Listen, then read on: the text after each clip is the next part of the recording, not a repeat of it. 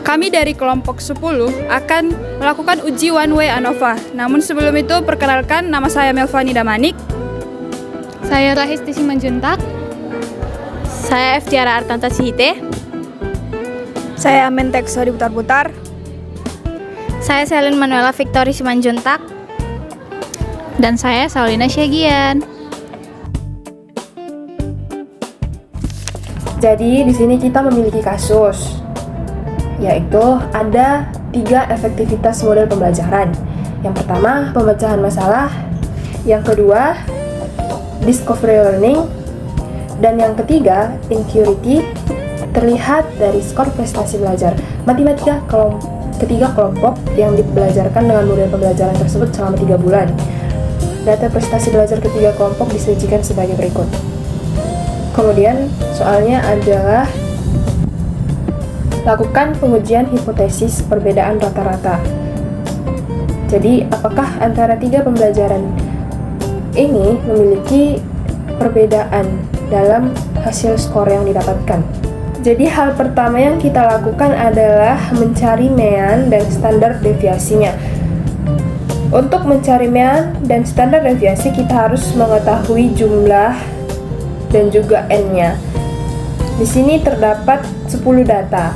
Jadi pada kelompok 1 jumlahnya adalah 760. Mean 76 didapat dengan rumus. Dan yang ketiga adalah standar deviasi, yaitu 8,43 didapat dari rumus. Begitu juga dengan kelompok kedua, jumlahnya ada 740, mean-nya ada 74, standar deviasi ada 10,7. Kelompok ketiga jumlah ada 710, mean ada 71, dan standar deviasi 12,8. Langkah kedua yaitu membuat hipotesis. Jika HO diterima, maka tidak ada perbedaan antara kelompok 1, kelompok 2, dan kelompok 3.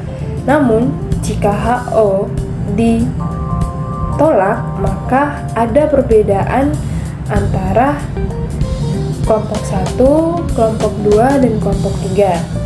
Kemudian kita melakukan statistik uji dengan rumus X bar sama dengan N1 dikali X bar 1 ditambah N2 dikali X bar 2 ditambah N3 dikali X bar 3 per N1 tambah N2 tambah N3.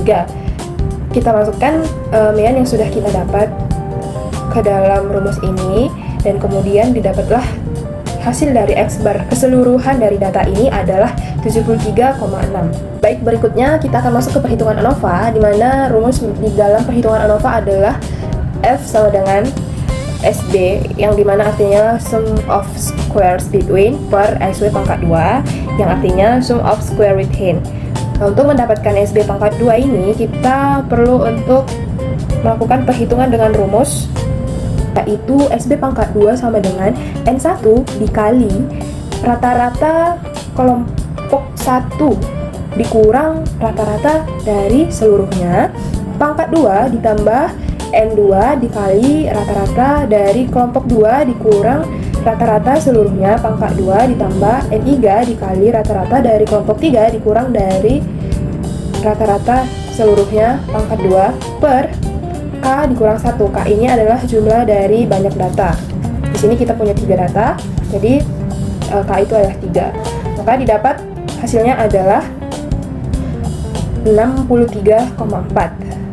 Kemudian untuk mendapatkan SW pangkat 2, yaitu sum of square within, kita perlu melakukan perhitungan dengan rumus SW pangkat 2 sama dengan N1 dikurang 1 dikali standar deviasi kelompok 1 pangkat 2 ditambah N2 dikurang 2 dikali standar deviasi kelompok 2 pangkat 2 ditambah N pangkat 3 dikurang 3 dikali standar deviasi kelompok 3 pangkat 2 dibagi K dikurang 1.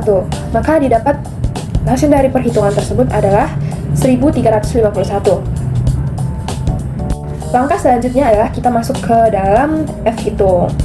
Yang tadi rumusnya adalah sum of square between pangkat 2 dibagi sum of square within pangkat 2 sama dengan jumlah SD pangkat 2 tadi adalah 63,4 dibagi dengan 1391,17 didapat 0,046. Kemudian langkah selanjutnya adalah kita mencari titik kritis dengan mencari dari F-tabel, dapat dengan membandingkan DFA banding DFB, di mana DFA itu didapat dari K dikurang 1 dan DFB itu didapat dari N dikurang K, dan hasilnya adalah 2 banding 27. Kemudian kita mencari di F-tabel, maka didapat 3,354. Maka selanjutnya kita dapat masuk ke derajat keputusan.